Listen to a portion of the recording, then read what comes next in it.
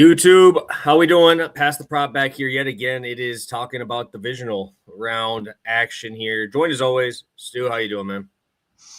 Can't complain. It's playoff season, It's been what we've been waiting for all year long. These are some of the best teams in football, and now they're going to go at it. So, that's kind of what we pay the big bucks for, and I'm excited. I'm ready to go. I think we got some good props to talk about, and I think we got some good games to continue talking about.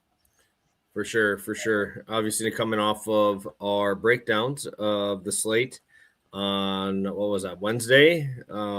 So no props on that show to recap with you guys, but we're back today, obviously breaking down individual props here. So let's just kind of talk some line movement a little bit, because there are some line movement on some of these. I'm seeing Denver now minus 120. So it's getting a little bit more movement there. Seattle moving down a little bit, actually, to -7. Texans staying the same, and then the Rams have moved up a full point now to 4.5. Would anything catch your eye on those, Stu, or kind of moving the way you thought? Well, I think the biggest news directly relates to one of them, that we didn't get to talk about, obviously, is Sam Darnold with the late addition to the injury report with an oblique, I believe it was. That's never good to hear. It's obviously he's going to play, it's nothing like that. But it's when you're looking at like a 7.5, a 7, a big number. And kind of, we're already talking about how that, it seems like kind of for most people, like a pretty high number given the matchup, given what these two teams have done when they played each other. So now it's like Darnold could be anywhere from like 100% to maybe 75%, maybe he's 80%, and maybe, he's his full self, obviously. But when you have a number that high, I do think the line movement makes sense. Like, I get why people are then going like, I was thinking 49ers, and now Darnold, maybe he's even a little messed up. I think that's enough for, a lot of people to pull that trigger. So I think that's interesting. It makes it scary as someone that may be considered playing Seattle like money line in a parlay or something like that. I'm probably, off of that at this point, just because any given added injury risk or anything like that, is scary. And enough to, make me, second think or rethink some of these, like more risky, money line, bets for Seattle or whatever. So I do think that's impactful. Obviously, I know Sam Darnold's likely going to be out there and he's probably going to be mostly fine, but we won't know until we know, Yeah, no, I get you. And obviously in that same game, Fred Warner officially out in there. I know that was getting all the hoopla on Twitter that he might have a chance, but he is still remaining out there. That linebacking core just decimated by injuries there. Surprised to see that line for the Rams move that much this early. I thought it would be a little bit later in the week to see that line move, just because the total hasn't moved, right? The total hasn't moved at all. I thought when we might get some late Bears love if it's snowing, even though I definitely want to lean into a little bit more into that Ram side. I don't really care about the weather as much unless it's super windy. But just something to look at going forward here. Yeah, and I was doing more of a deep dive. There aren't really serious wind concerns in that game either. If there are, it's going to be like 15, 20 mile an hour gusts. That's just a regular day this time of year. It's not going to be consistent from what we've seen so far. So, yeah, I agree. I think obviously it's just kind of what we talked about before. It's going to be cold as hell. But at the end of the day, these are professional football players. It's a postseason game. It may be 8 degrees, 7 degrees. That's not going to be fun. You know what I mean? But I don't think it's necessarily going to be something you want to super overreact to. But yeah, I still like the Rams in that game, honestly. Against the spread there. Like I thought the spread would be a little bit higher in that one, honestly. So that'll be interesting. I see Thomas in the chat talking about losing TJ Edwards. Yeah, I think the Bears defense isn't that great anyway. And I don't think TJ Edwards has been pretty solid, but also not good in coverage at all, right? He's been kind of picked on there at times. So I don't know. The Bears are what they are. Like, they're not winning this game because of their defense. Kyler Gordon came back last week, was picked on as well a decent amount. Like, these guys that aren't even at 100%, you know, they're trying to make it back. They're trying to play, but it definitely hurts the team at times as well. And honestly, I think the Rams can kind of do whatever they want in most departments of this game anyway. Yeah. Obviously, CJ Edwards is a Wisconsin guy, so always show love when I see that name. But yeah, I mean that defense is kind of hurt already all the way through. But yeah, we're just letting people pop in here. We got 35 of you guys watching us live right now. Hit that like button if you are over on YouTube. We appreciate it. If you have questions, pop over to YouTube as well. We'll be able to answer all of those over there. Anything else, Sue, that you want to talk about specifically before we start dropping into some props? I mean, I guess the other big one would be the Bills injury report today. That's one I got to keep refreshing. Ed Oliver would obviously be a huge deal returning. He's questionable. And then you got guys like Ty Johnson, who was in a walking boot last week, but like he has a high ankle sprain, but he also did play to get his incentives the other week. So it's kind of like, I don't know what the hell's going on with Ty Johnson, but they could really use him back. And then Curtis Samuel, who I think will probably play, but is still questionable. So I would say the Bills injury report is definitely something to monitor today, and that could lead to some more line movement, right? If you see Ed Oliver in, there's probably some buyback on the Bills side to kind of even it out a little bit more. So that'll definitely be something worth monitoring going forward. Yeah, no, and I guess we can talk about. I'm not going to bring up Caleb's thing right now on this specific one, but were you surprised at all with the split numbers for Kyren and Quorum in that week, first week of the playoffs? We got to see 15 carries, 2 targets. Obviously, did find his way into the end zone for Kyren, but Quorum was right up there, right? 15 total opportunities there for Kyren. Any thoughts on that? I feel like that was one of the, I feel like we were right on a lot of stuff, but that one we were kind of a little bit, a little off because I think we saw a lot of Blake Corum in there, probably a little bit more than expected pre-sign. Yeah, no, I mean, I was bummed about that. I that was the only guy I lost on last week was Kyren. I had rushing and receiving, and he did not get over.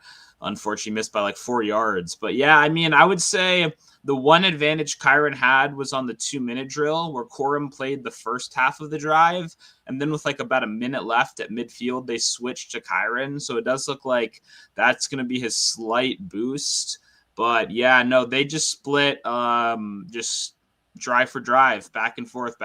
So it is a full, pretty much 55-45 split there for Corum. So yeah, definitely it just depends on the quality of drive. Like Kyren got bad quality of drives and Corum got good ones last week because I don't want to go through the whole game like drive by drive, but a lot of short fields. Kyren was out there on all the turnover related drives in the first one of the game. Like it just Corum got some longer drives and Kyren got some short field and some shittier drives. So that I think that messed with the game log a little bit there, but yeah, it's pretty much an even split outside of, receiving game work before halftime. But even Corum played like the last drive of the game, or I'm pretty sure. So, they trust him just as much as they trust Kyren, which is a testament to what he's done this year as well. Yeah, and I mean, I know he had that fumble last year against the Eagles, and I know that was a big fumble. But I feel like this is talking about way too much. Like I feel like it's really overstated because last year it was one big one. I'm pretty sure he's got like 300 touches this year and has 2 fumbles. Like that's even last year. I think he had six fumbles, only 4 loss, but like 390 opportunities with the ball for 4 lost fumbles is. I'm not relying on that for anything in this because I'd have to do obviously the math to figure out the percentage wise of how often he fumbles, but it is not much like at all. Yeah. I am not thinking at all about that, and I don't know I know the Bears can cause turnovers, and that's pretty much all they're good at, but. I was going to say that's kind of the counter because I agree with what you're saying too. Kyren's done a very good job of not turning the ball over. But that's how this whole Bears team plays. They punch before tackling. They're going for the picks over clean coverage. Like, they're trying to make chaos. And I think that's what they need to do in this game, but I agree. I don't think Kyren is like more likely to make that happen. The only team in the playoffs that I would say would probably be the Patriots, just with Stevenson and Henderson both at times having some fumble issues. So, but yeah, no, I agree. I think it's one of those where it's like the Bears are going to try for it, but I don't think Kyren is like especially like an elevated target for it or anything. But hey, even your Packers, had 2 fumbles. They held on to both of them last week, which is good, obviously, but that's not going to happen every game. So I will be watching for it, but I don't think yet Kyren is necessarily like a target or anything outside of just being a running back. Yeah, I think one of the fumbles was from a 400-pound lineman. So it was, and it was crazy. That play was insane. I literally, I don't remember if I sent that to you or what, or somebody. I'm like, dude, that might be. It literally was just like 8 yards, but that was one of the craziest plays I've ever seen for 8 yards, and then obviously bringing it all the way back to because you can't fumble it forward, I believe. So it was pretty wild. But yeah, let's get right into it. I think it's time. We got some props for you guys today. We're both in the same game, actually, but we obviously might talk some long shots here in a sec. So I'll kick it over to you, Stu, to start us off in that Broncos game. Yeah, sounds good. We're going, maybe not the spot people would be expecting here, but we're going to the rookie Pat Bryant for the Broncos. And what I like about Pat Bryant is pretty simple. He's the slot receiver. He's come on and he's taken over a pretty nice role on this team in the second half of the year. I've been a big Pat Bryant fan, honestly. I cashed on him on one of those earliest games where he started kind of, establishing himself. And ever since, I've kind of been keeping tabs on him. And I think he's just good. He's a slot only guy pretty much at this point. He's not really going to run outside routes. So that does limit his upside, right? He's not going to be playing 100% of snaps, but he did end the season playing over 60% of snaps in 4 of his last 5. He ended the game with a 70% route participation in their last game of the year. For passing downs, for 3 wide receiver sets, he's likely going to be out there a decent amount. What I like about this is on the outside, the Bills have been playing great ball. The stat you're going to hear a lot so far this week, and I've already heard it a ton, is obviously the Bills have allowed the fewest passing yards in football this year. And I think that's a little bit of an overreaction to the Bills defense. One, the Bills also are the best time of possession team in football. They lead the league in time possession. So you're going to be passing less when you naturally have the ball less. And theoretically, the Broncos should actually be able to contain that a little bit more because the Broncos have one of the best defenses in football. So even if the Bills can get a couple of these long drives, it's a little bit less likely they're just going to be able to dominate time of possession like they have a lot of the season, right? The other thing I want to look at is more specifically in their secondary, right? Like strengths and weaknesses, because to me, it's kind of clear what it is. They do not cover the slot very well. And it's interesting because Taron Johnson a couple of years ago was very, intimidating as a slot corner. But obviously, any corner that has a lot of miles in this league knows, regression is going to hit you eventually. And Taron Johnson's been targeted a decent amount. Last week, when we saw the Jaguars have most of their success, it was Parker Washington in the slot taking advantage of that exact same matchup. The Bills also lose Poyer, their safety, which allows them to do some kind of fun, creative stuff in their secondary and just kind of limits their overall upside. Because for me, what I'm scared of in this game is just generally Bo Nix, right? And what Bo Nix has really struggled against this year is disguised coverages, right? There's some very interesting stats about teams that show cover 1 and then go into cover 2 and vice versa this year. Nix has really struggled against teams that disguise their coverage as well. That's what the Bills are known for. The Bills will disguise their coverages more than any team left in the postseason right now.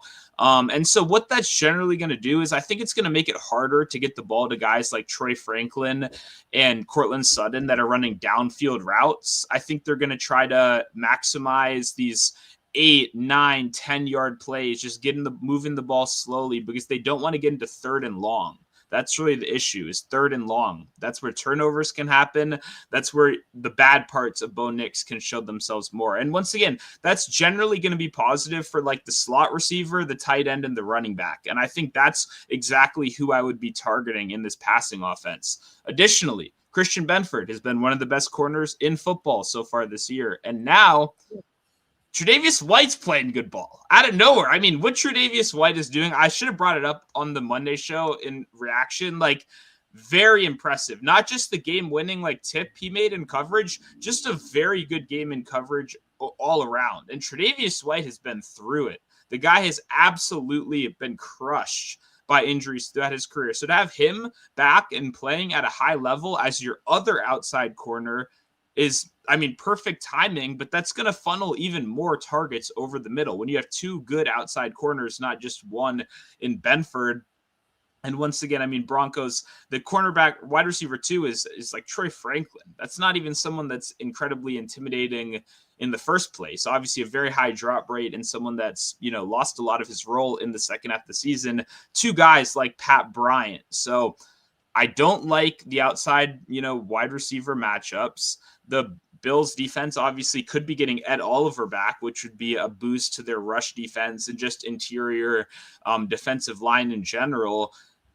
RJ Harvey, at the end of the day, has not been particularly efficient this year. Same problem I had with Travis Etienne, why I couldn't pull the trigger last week. Just because there's a weakness on the other side doesn't mean you're going to be able to take advantage of it without maybe sacrificing other parts of your offense.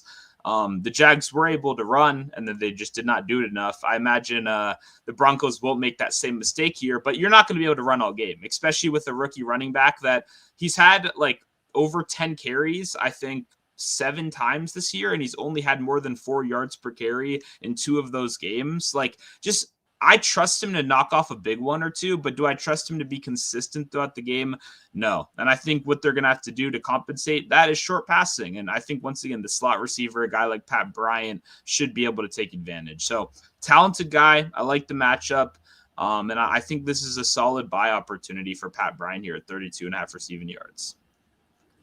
Awesome. I'm going to go right into mine here, and then we got some questions in there that we can talk about.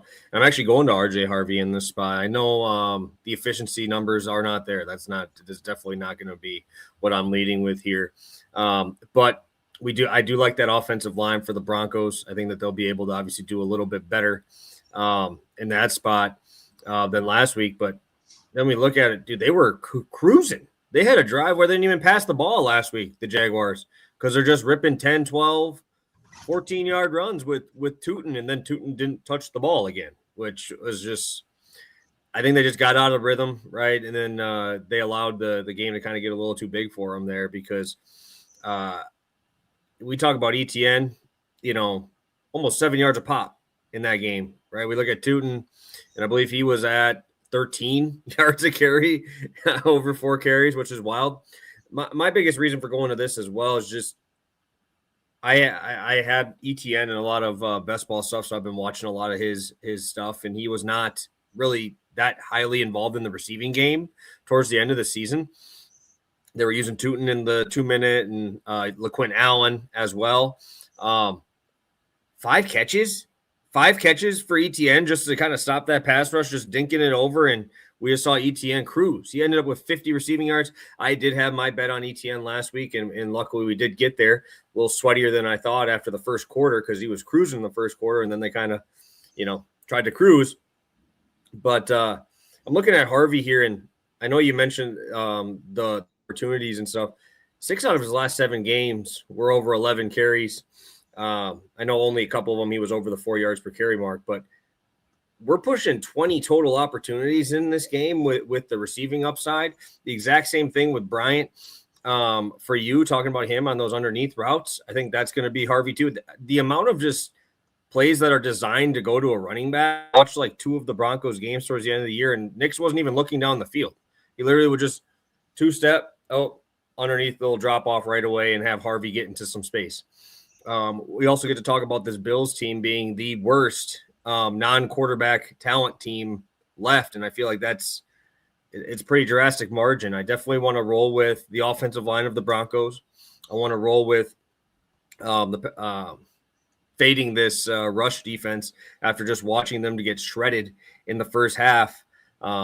I just can't get over because obviously I had some bets on Washington and Lawrence as well last week. I was just getting pissed because I'm like, dude, they should just run the ball the whole game, and then I'm screwed, or I'm going to lose all these. And then I end up hitting all the bets because they just didn't do it anymore. On that one drive that it was like they started at the 50 and just ran it right down their throats the entire way. So I think this is a game where you're going to see him heavily involved. We still don't have J.K. Dobbins. If he was in, obviously would be going nowhere near RJ Harvey in this spot, but do like the receiving upside, and I think he's going to break a couple longer runs off. So longest run in there, rush in there as well might be a spot, but I think he's explosive enough to pop off a couple big ones.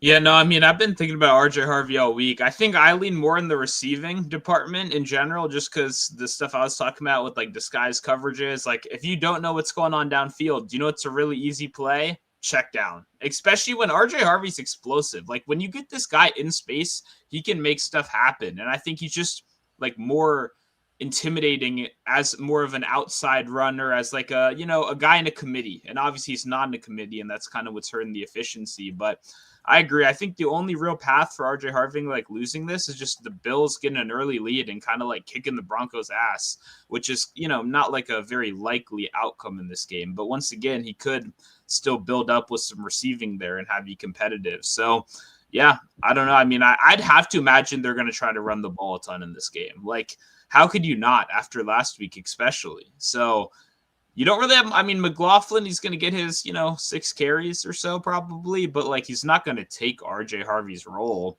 So yeah, I have nothing negative to say about it. It's just kind of, can the Bills, like, I guess Oliver back maybe could be like intimidating enough, but like he's not going to be at 100% if he's out there. He's probably not going to play full snaps either. Like there should be a lot of different ways that Harvey, gets the ball, and with Sean Payton as a play caller, especially with a bye week, I think he's going to have some good stuff ready to kind of exploit some of those Bills weaknesses. Bills down another running back as well, or linebacker, sorry, in Bernard, who's going to be missing. So, they're not very healthy back there.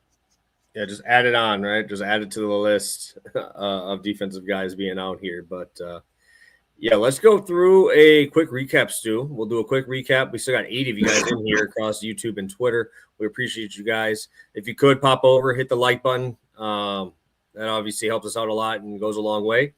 I believe right now we are sitting at 9 likes. Let's get a couple more here before we get into it. We'll do a recap and a couple questions that we can talk about here and possible long shots.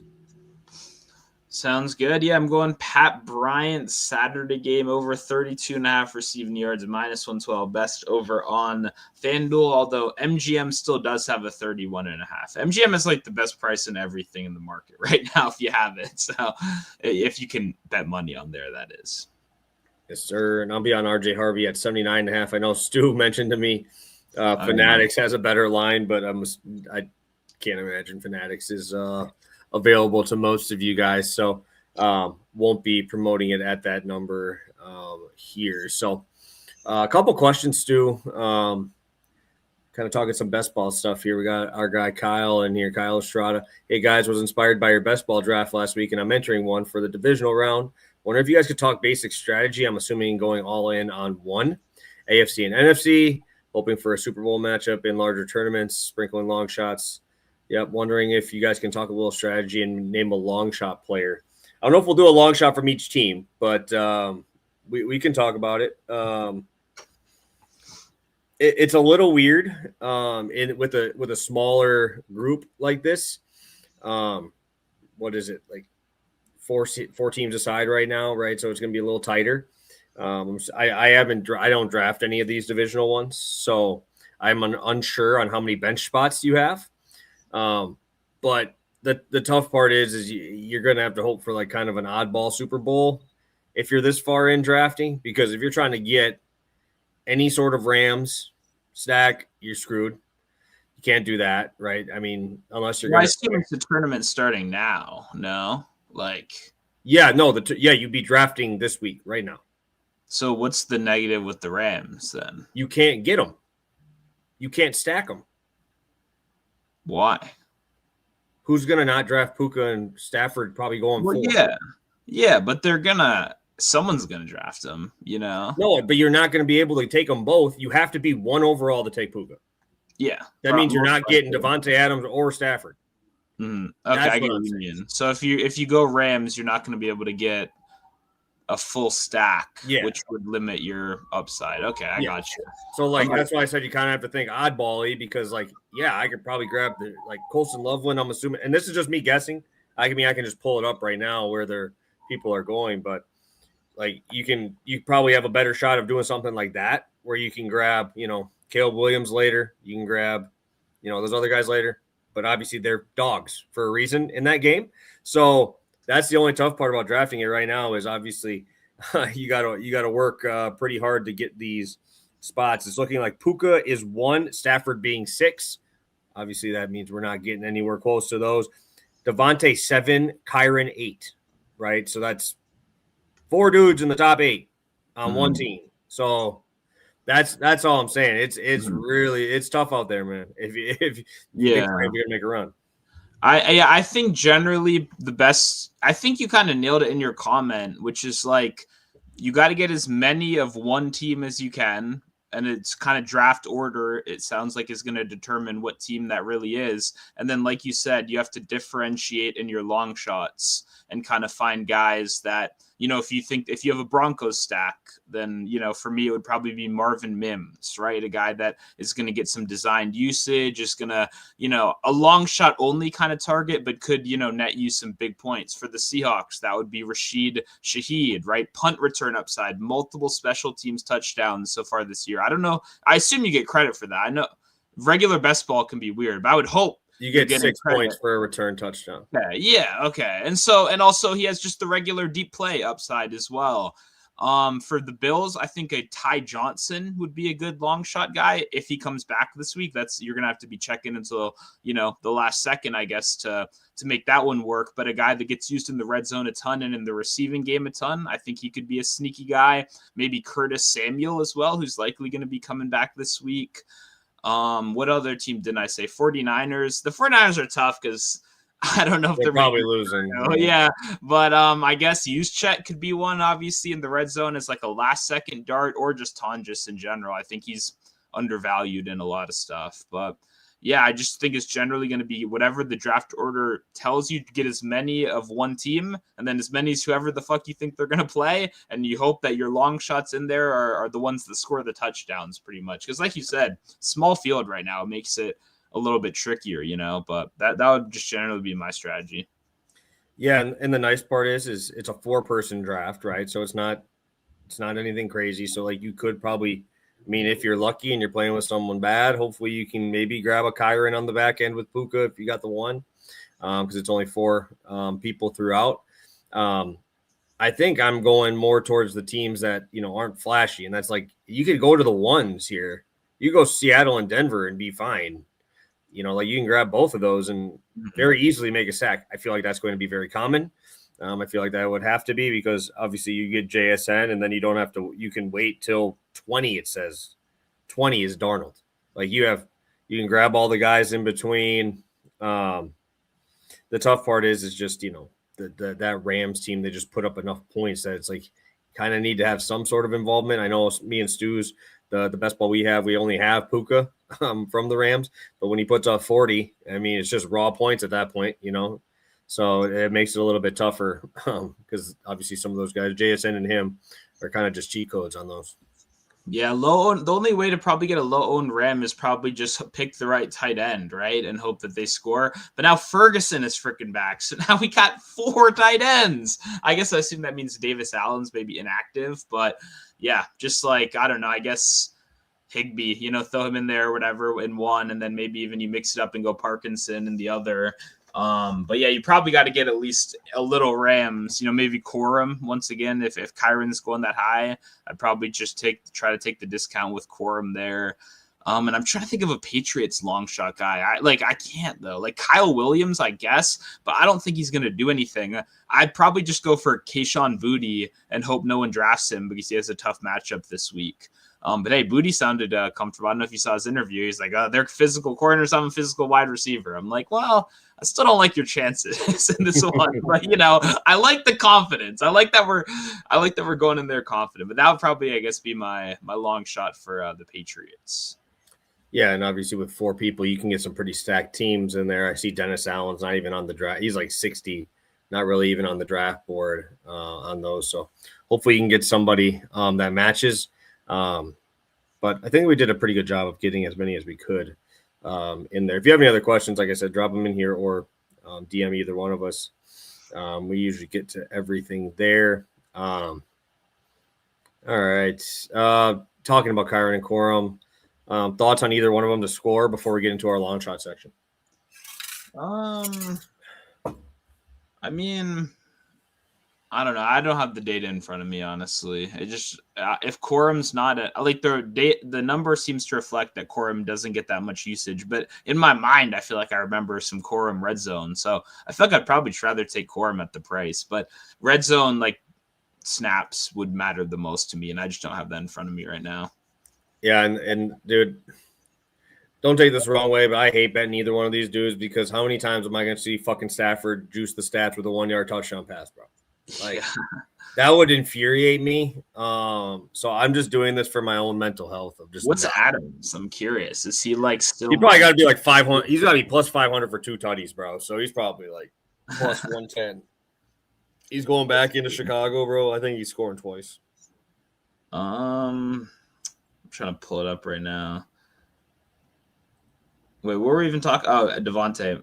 It's actually not that bad. Minus 118, minus 120. It's not terrible. It was minus 105. I thought it'd be plus 105. But nah, not going to be that good. But honestly, Puka was probably value last week because Adams was so juiced, but whatever. Awesome. Let's talk some long shots, Stu. It's about that time. We got 11 likes on the video. If you could hit that like button, we appreciate it, guys. So 85 of you guys joining us on your Friday afternoon. Thank you so much. Stu, what you got for the people here? One long shot for today. Yeah, I'm going to the San Francisco-Seattle game. We're going to go with Jake Tonjes. Backup tight end, no more. Anytime touchdown, plus 320. I think Tonjes is a little undervalued right now. He's obviously not as good as George Kittle, but filled in, averaged 6.5 targets per game without Kittle, multiple red zone touchdowns so far this year. And he doesn't really have much competition. I don't think is Ross Dwelly. He might still be kicking around. I don't remember. That's a fucking name I haven't heard in a while. Smelly Dwelly. Yeah, no, I don't know. They don't have a ton of depth at that position, especially for a guy that's going to be running routes out there at a 60 to 70% rate. And you look at the talent of the Seattle defense. Obviously, they're very good at the corner position. They're very good at the safety position. But hey, if we can get Tonjes one-on-one against a linebacker, that's something I'll take. No matter what. So at the end of the day, I don't know if they're going to score a ton, but I liked his red zone usage so far this year when Kittle was out. I like how he essentially has a 1-for-1 kind of role with Kittle. And obviously, what would Kittle's price be? Plus 160, plus 150. He's going to draw even more red zone attention than Tonjes would. And hey, after last week, everyone's going to be watching for that Christian McCaffrey route again. So, I just think there's some value here. I think Shanahan, after getting shut out like that last time, in terms of touchdowns, should, be able to find a little bit more. Obviously, great play caller, great defense he's going against, but it's likely not going to be on the ground. Best rush defense in football. So, okay, you kind of have to limit it to mostly passing stuff. Tonjes feels like second in line behind CMC, honestly. Maybe Juwan Jennings with a broken rib out there toughing it out, but Ricky P, who said he's probably going to play this week, but he can't get tackled.